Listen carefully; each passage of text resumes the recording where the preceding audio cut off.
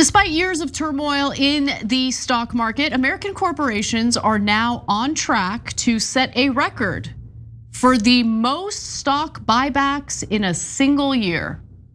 So to be precise, stock buybacks are set to exceed a whopping $1.1 trillion. So for those who don't know, when it comes to the compensation package for executives at a major corporation, oftentimes they get rewarded with a pretty significant salary, but also stock options. The value of those shares go up, the more the executive is worth, the more money that individual makes. And so it's no surprise that usually the executive team at any corporation would make the decision to take some of their profits and juice up the value of their shares by buying said shares. Okay, so that's what's going on here. For now, that's just a prediction that it's going to reach $1.1 trillion by the end of 2025, but that's on track to happen. So for now, let's talk a little bit about what's going on, which corporations are doing this. They've already spent a jaw-dropping amount of cash on corporate stock buyback. So US companies have announced $983.6 billion worth of stock buybacks so far this year. And that's the best start. That's the best start to a year on record. The Wall Street Journal reports that Trump's policies have enabled that buyback bonanza in two ways. So first, obviously, the tax cuts that he secured through yet another tax cut bill that will obviously enable these corporations to take some of their additional profits and juice up the value of their shares.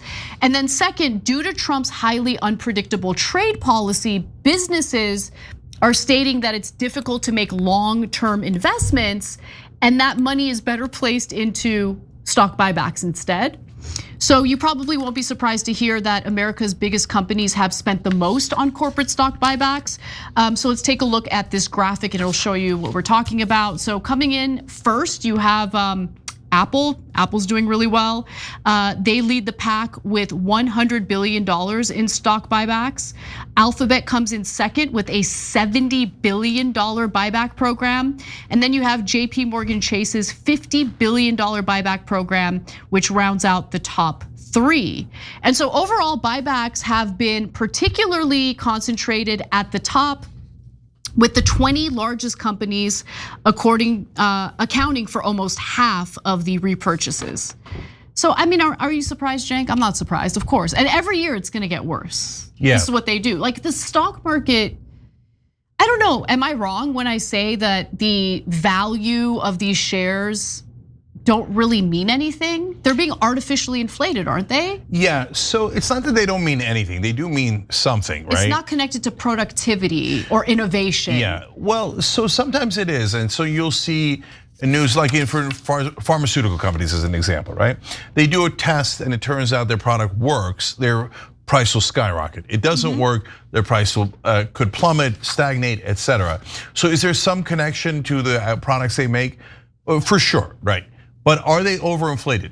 Definitely, by definition, there's no question about it. When you do a buyback, you're overinflating the price of your stock. That's just a literal fact, right? Because you're buying more than people would normally buy on a supply and demand curve, because you're interfering with the supply and demand curve by buying more, right?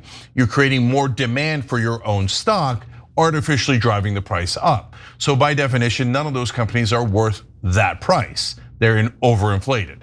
So now there's a second problem that arises. They're not putting money into investments, research and development, or improving your businesses.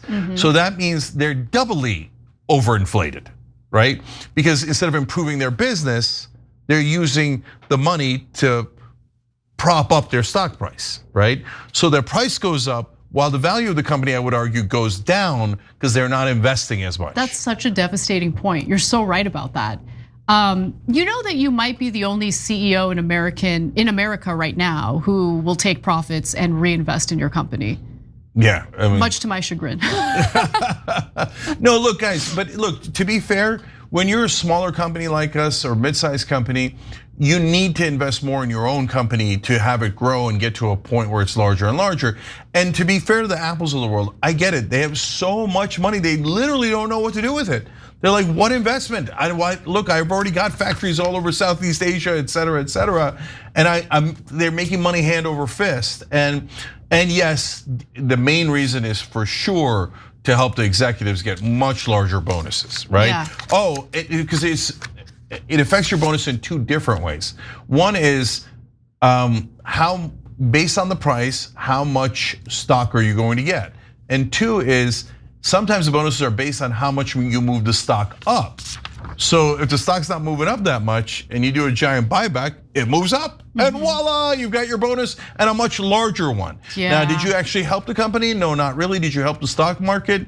No, not really, because now it's a little bit of a bubble, right? I think it's actually a sizable bubble. Now, again, you can't invest based on something I'm saying because you never know about the timing.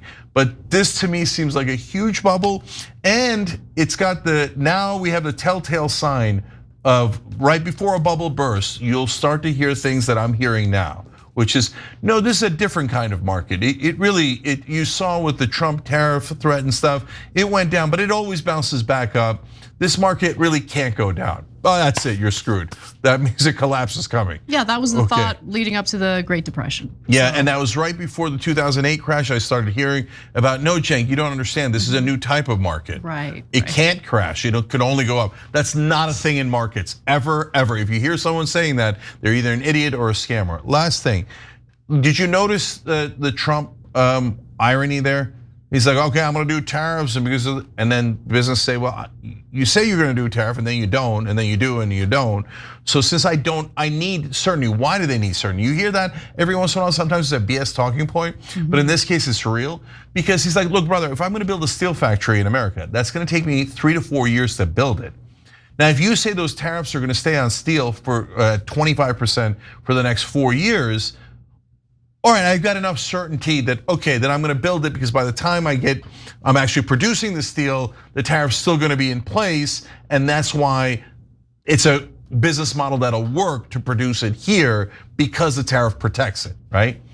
But if I don't know that it's gonna stay there 2 days later, let alone 5 years later, I don't have enough certainty to build the plant.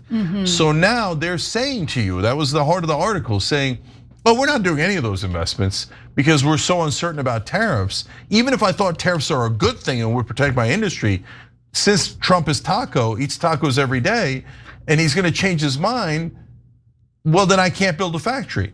So I'm gonna do a stock buyback instead. Disaster, yeah. So that means you're not gonna get the manufacturing in America, ironically, because of the yo-yoing tariffs that Trump has put in place. Every time you ring the bell below, an angel gets its wings. Totally not true, but it does keep you updated on our live shows.